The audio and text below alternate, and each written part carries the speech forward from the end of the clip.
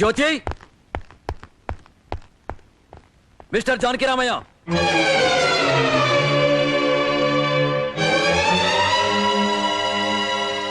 What is this?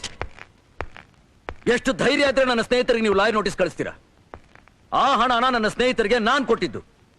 ನನಗೆ ಗೊತ್ತಿಲ್ಲದಾಗೆ ಹಣನ ಸಾಲ ಅಂತ ನೀವು ಹ್ಯಾಕ್ ಕ್ಲೈಮ್ ಮಾಡ್ತೀರಾ? How how how dare you are? ನಾನು ಮಾತು ಕೇಳಬೇಕು ಅನ್ನೋ ಜ್ಞಾನ ಬೇಡ ನಿಮ್ಗೆ? ಏನಂದ್ರೆ ಆ ಲಾಯರ್ ನೋಟಿಸ್ನ ನಾನೇ ಕಳ್ಸೋಕ್ ಹೇಳಿದ್ದು. ಜ್ಯೋತಿ, ನೀನು ಒಳಗಡೆ ಹೋಗು. ನಿಮ್ ಮುಂದೆ ನಿಜ ಹೇಳೋ ಬಾಧ್ಯತೆ ನನಗಿದೆ.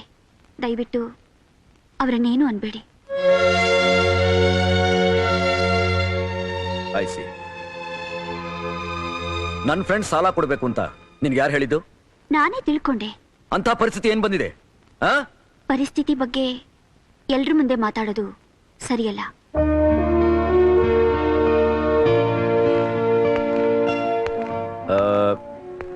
ಸಾರಿ ಫ್ರೆಂಡ್, ನಡೆದ ವಿಷಯಕ್ಕೆ ನಾನು ನಿಮ್ಮ ಹತ್ರ ಕ್ಷಮಾಪಣೆ ಕೇಳ್ಕೊತಾ ಇದ್ದೀನಿ. ಹೋಗ್ಬಿಟ್ಟು ಬನ್ನಿ. ಬಟ್ ಸಿದ್ಧಾರ್ಥ್, ಅನ್ನೆಸರ್ಲಿ ನಮ್ಮಿಂದ ನಿಮ್ಮ ಸಂಸಾರದಲ್ಲಿ ನೀವು ತಿಳ್ಕೊಂಡಾಗ ಏನೂ ಆಗಿಲ್ಲ. Don't worry, I will take care of it. Okay, thank you. Bye. Thank you so much. Bye. Thank you. ಏನೇ ಹೇಳು Harish, Siddharth is really great. ಹೇಳಿ, ಯಾಕೆ ಹೀಗೆ ಮಾಡಿದ್ರಿ? ನನ್ನ ಸ್ನೇಹಿತರ ಮುಂದೆ ಯಾಕೆ ನನ್ನ ಅವಮಾನ ಮಾಡಿದ್ರಿ? ನೀವಿಬ್ರು ಸೇರ್ಕೊಂಡು ಸಿದ್ಧಾರ್ಥನ ಚರಿತ್ರಹೀನನಾಗಿ ಮಾಡಿ ನನ್ನ ವ್ಯಕ್ತಿತ್ವನೇ ಕೊಲೆ ಮಾಡಿಬಿಟ್ರಿ. ತಾವು ತಪ್ಪು ತಿಳ್ಕೊಂಡ್ಬಿಟ್ರಿ ಯಜಮಾನ್ರೆ. ನಮ್ಮ ಉದ್ದೇಶ ಅದಲ್ಲ. ನಾನು ಲೆಕ್ಕದ ಪುಸ್ತಕ ತಗೊಂಡೋಗಿ ಅಮ್ಮ ಅವ್ರಿಗೆ ತೋರಿಸಿದ್ದಕ್ಕೆ, ನಾವು ಸಾಲ ಕೊಟ್ಟಿದ್ದಕ್ಕೆ ಖರ್ಚಿನ ಬಾಬತ್ ಅದರಲ್ಲಿ ಇತ್ತೇ ಆಗಲಿ, ವಸೂಲಿ ಆಗೋದಕ್ಕೆ ಒಂದು ಉದಾಹರಣೆ ಇರಲಿಲ್ಲ. ವಸೂಲಿ ಆಗದ ಸಾಲ, ಸರಿ ಬೇಸಾಯ ಇಲ್ಲದ ಹೊಲ, ಎರಡು ಫಲ ಇಲ್ಲ ಅಮ್ಮ ಅವ್ರೆ ಅಂತ ನಾನೇ ಹೇಳಿದೆ. ಅದಕ್ಕೆ ಸಾಲ ವಸೂಲಿ ಮಾಡೋದಕ್ಕೆ ಲಾಯರ್ ನೋಟಿಸ್ ಕೊಡಬೇಕು ಅಂತ ನಾವೇ ನಿರ್ಧಾರ ಮಾಡಿದ್ವಿ. ಸಾಲ ಸಾಲ ಸಾಲ ಯಾರು ಹೇಳಿದ್ದು ಅದನ್ನ ಸಾಲ ಅಂತ? ಅದು ಸಾಲ ಅಲ್ಲ ಜಾನಕಿರಾಮಯ್ಯನವರೇ, ನಾನು ನನ್ನ ಸ್ನೇಹಿತರಿಗೆ ಮಾಡಿರೋ ಸಹಕಾರ. ಒಂದು ತರ ದಾನ ಇದ್ದಾಗೆ. ದಾನ ವಾಪಸ್ ಕೇಳೋದು ಅವಮಾನ, ಅಪರಾಧ. ಅದನ್ನ ಅವರಿಗೆ ದಾನವಾಗಿ ಯಾಕೆ ಕೊಟ್ಟೆ ಗೊತ್ತಾ? ನನ್ನ ಹಾಗೆ ಅವರು ಶ್ರೀಮಂತರಾಗಿ ಅವರಿಂದ 4-6 ಜನಕ್ಕೆ ಅನುಕೂಲ ಆಗಿ 100 ಜನಕ್ಕೆ ಒಳ್ಳೇದಾಗ್ಲಿ ಅಂತ. ಅಂಡರ್ಸ್ಟ್ಯಾಂಡ್? ಅದನ್ನೇ ಸಾಲದ ರೂಪದಲ್ಲಿ ಕೊಡಬಹುದಲ್ಲ. ಸಾಲ ಅಂತ ಕೊಟ್ಟಾಗ ತಗೊಂಡವನಿಗೆ ಅದನ್ನ ವಾಪಸ್ ಕೊಡೋ ಹೊಣೆ ಇರುತ್ತೆ. ಆಗ ಅವನದನ್ನ ಉಪಯುಕ್ತವಾಗಿ ಖರ್ಚು ಮಾಡ್ತಾನೆ. ಅದೇ ದಾನ ಅಂತ ಕೊಟ್ಟಾಗ ಅದಕ್ಕೆ ಬೆಲೆ ಇರಲ್ಲ.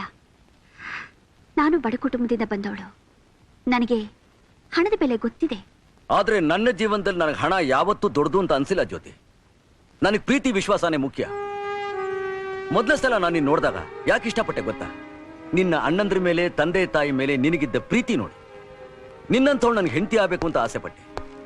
ಅದರಲ್ಲೂ ನೀನು ಹಣ ಅಂತಸ್ತಿಗೆ ಬೆಲೆ ಕೊಡದೇ ಇದ್ದಾಗ ನಿನ್ ಮೇಲೆ ಗೌರವ ಜಾಸ್ತಿ ಆಯ್ತು. ನಾನು ನಿನ್ ಮದುವೆ ಆದೆ. ಹಣದಿಂದ ಪ್ರೀತಿ ವಿಶ್ವಾಸನ ಕೊಂಡ್ಕೊಳಕ್ಕಾಗಲ್ಲ ಅಂತ ನನಗೆ ಗೊತ್ತು ಜ್ಯೋತಿ.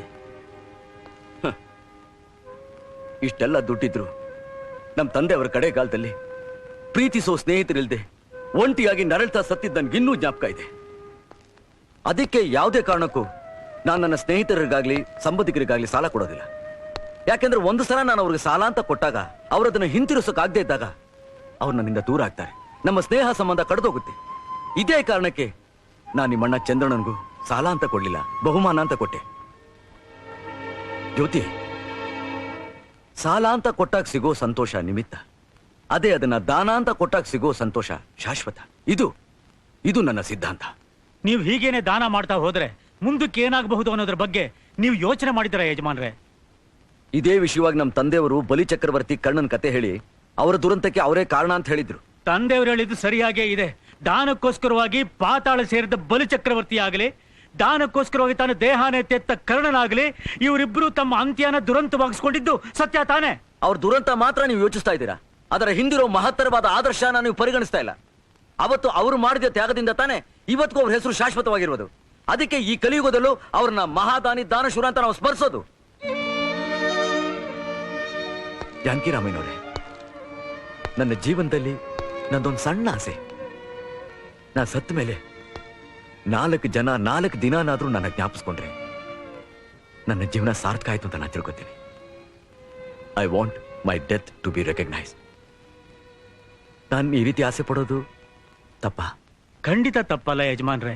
ಆದ್ರೆ ದಾನ ಧರ್ಮ ಸ್ನೇಹಕ್ಕೂ ಸ್ವಲ್ಪ ಇತಿಮಿತಿ ಇದ್ರೆ ಚೆನ್ನ ಅಂತ ನನ್ನ ಅಭಿಪ್ರಾಯ ಅಷ್ಟೇ.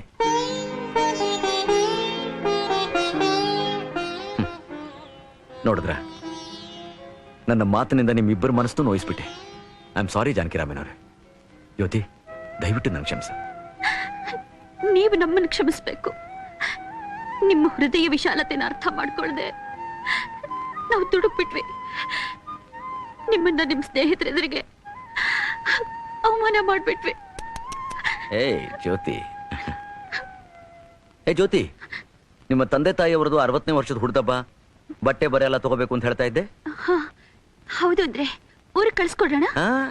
ಬೇಡ, ನಾವೇ ಊರಿಗೆ ಹೋಗೋಣ. ಹೌದು ಜ್ಯೋತಿ, ನಾನೇ ನಿಂತು ಈ ಷಷ್ಠಿ ಪೂರ್ತಿ ಸಮಾರಂಭನ ಅದ್ದೂರಿಯಾಗಿ ನಡೆಸ್ತೀನಿ. ಅದಕ್ಕೆ ಎಷ್ಟು ಖರ್ಚಾದ್ರೂ ಪರವಾಗಿಲ್ಲ.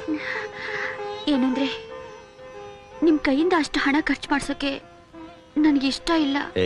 ಹಾಗನ್ಬೇಡ ಜ್ಯೋತಿ. ನಮ್ಮ ತಾಯಿ ಬದುಕಿದ್ದಾಗ ಅವ್ರ ಸೇವೆ ಮಾಡೋ ಭಾಗ್ಯ ಅಂತೂ ನನಗೆ ಸಿಗ್ಲಿಲ್ಲ.